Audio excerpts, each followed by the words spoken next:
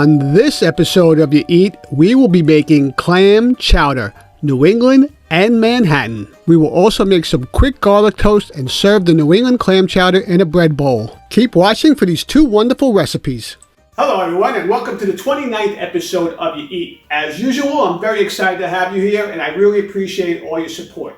Today, I'm going to be making one of my all-time favorite soups. It's New England clam chowder. But as a bonus, I'm also going to be making Manhattan clam chowder just to show you how easy it is to make both of these soups. And I'll eat both. And on top of it, when I was visiting my brother a few years back out in San Diego, we went to a restaurant where they actually mixed, he ordered New England and Manhattan together. So they would put the New England in the bowl and then just ladle a little bit of the Manhattan on top. And it was really delicious. So I'm gonna try that today. I also baked a bread bowl a few weeks back and I put it in the freezer just for this recipe. So I'm ready to make some New England and Manhattan clam chowder. Are you ready to make some New England and Manhattan clam chowder? Here we go. Print these and all our recipes on YaEat.tv. And now a YaEat educational moment. Today we are featuring clam chowder. This dish originated sometime in the 18th century in eastern United States, specifically New England, Massachusetts. Clam chowder is now commonly served in restaurants throughout the country. There are now many regional variations that exist, but the three most prevalent are New England or white clam chowder, Manhattan or red clam chowder, and Rhode Island or clear clam chowder. This has been a YaEat educational moment. So let's get started by rendering some bacon fat. Traditionally, the clam chowder recipe calls for salt pork, but that is hard to find and you cannot eat it. I like to use bacon. It gives a great flavor and it will make some BLTs and we'll have some soup and sandwiches later. If you're making this on a Friday during Lent, you could just substitute the bacon with oil. So we're going to cook the bacon on a medium heat. And while that's cooking, we're going to prep up our potato. We'll discard this little piece right here. We just want to cut the potato down. It doesn't have to be perfect. We just want to make bite-sized pieces. What I like to do is I like to soak the potato in water while I'm prepping the rest of the vegetables. It takes out some of the starch and the potato won't turn brown on you. Okay, the bacon looks good. We're going to remove that from the pot. I'm going to shut off the heat and prep up the rest of my vegetables. So what I need to do today is I need 2 cups of onion, 1 cup for each soup. So I'm just going to chop enough onion to fill up 2 cups.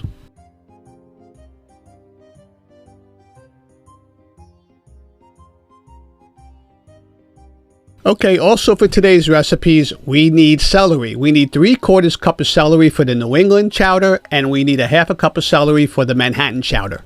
Hey, listen, as long as you're close, it doesn't have to be perfect. We don't want you wasting any food. So get as close as you can. So we just need a 1/2 cup of carrot for our Manhattan soup. I do not add carrot to the New England soup. It tends to change the color. So to recap, for our Manhattan clam chowder, we need a mirepoix, which is 2 parts onion, 1 part celery, and 1 part carrot.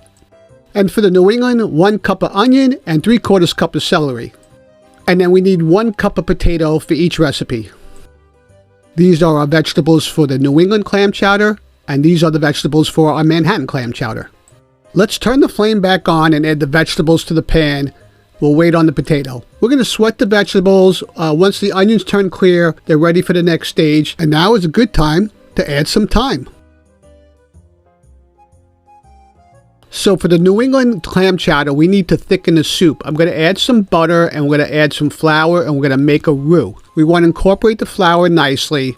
And because this is a white soup, we do not want to cook the roux that long. I found the best way to make clam chowder is just to use clam juice. You can use clam juice from a clam, but you're not going to get enough juice out of it. You're going to wind up using clam juice anyway. As a matter of fact, I see no reason to use fresh clams to make chowder. Let's add the clam juice in stages and slowly incorporate it into the roux while mixing it well. The quality of clam juice and clams that you can get today are just as good, if not better, than fresh clams. Just going to add the potato to the Manhattan chowder. Let's cook the New England for about 10 minutes and let's add some clam juice to the Manhattan. Let's add the potatoes to the New England chowder, and we'll cook that for about 10 minutes, and we'll just check the consistency of the soup. We may have to thicken it up a little bit. Let's get started with the tomatoes for the Manhattan. We're also going to season this up with some black pepper and a little bit of salt. I used about 3/4 of a can of the San Marzano tomatoes that I hand crushed and added them to the Manhattan chowder. You can use whichever clams you like for your soups. I personally like these frozen baby clams. They're really delicious, very tender. I even use them for a lot of different recipes, including linguine with clam sauce. If your supermarket carries these clams, you will find them in the freezer by the fresh seafood. If you can't locate these clams, and they tend to be a little bit more expensive, you could just use canned clams you can find by the tuna fish section, which should also be the location of the clam juice. Oh no, my soup is not as thick as I want it to be.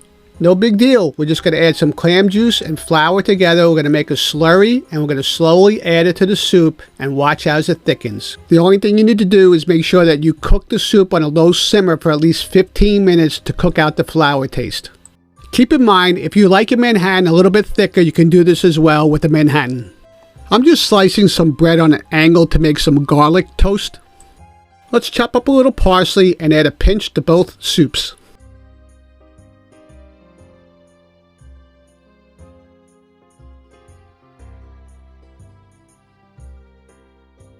To make the garlic toast, all I did was spread some butter, salt and pepper, and some garlic powder, and I put it in the oven at 400 degrees until they were brown.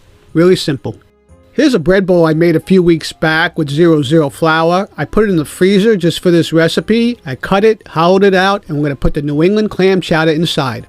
This is the consistency that I like my soup to be before I add the cream. And I only add the cream right before service. We're going to temper the cream in by slowly adding it to the hot soup. We don't want it to break. There are a couple of reasons why I like to add the cream right before service. One, the soup has a longest shelf life, and two, it's better to freeze the soup without the cream and add the cream when you reheat to serve. And we are done. Let's get these two soups in a bowl.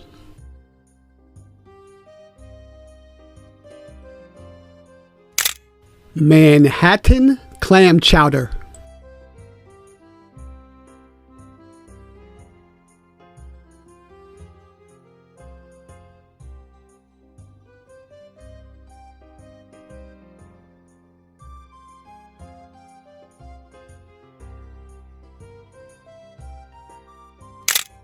New England clam chowder. You eat? You want to eat? Make both these recipes. They're delicious.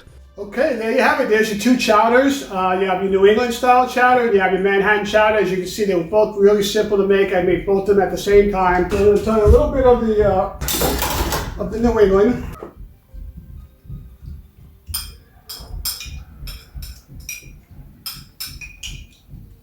It's really, really good. I'll try a little bit of the Manhattan. It's really good. The clams that we use here, the baby clams, are really good. And then this one's for my brother. I'm going to do this one for my brother. It was a little bit. Turn me on to this. I don't get a chance to eat this that often because I'm not always making both soups. So the last time I had this was, I think, at his wedding. A little bit of the New England and a little bit of the Manhattan.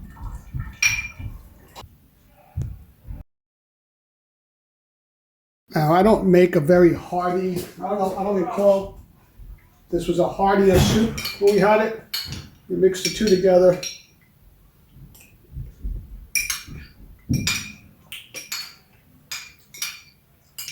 That's a unique combination. I think the Manhattan needs a little bit of a thickening agent to do this mixture because it's just too watery. Well, that wraps up our recipe for today. Our two soups, our two clam chowders. We had the New England clam chowder and the Manhattan clam chowder. Thank you for joining me today. I really appreciate it. See you next Wednesday, and every Wednesday, stay tuned for a quick short of something that I find amusing, and I hope you do as well. See you next week. It is astonishing to me as to why Sonny would cheat on his wife, and with this faccia bruta. Perhaps because of her side hustle with the penguin.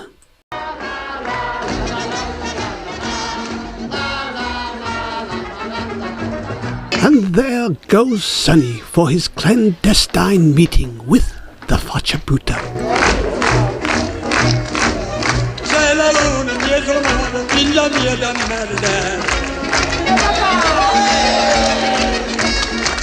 Mamma mia, gignattar, figlia di mio bellissimo. Si devia lo scappare, il va, quando si mio mano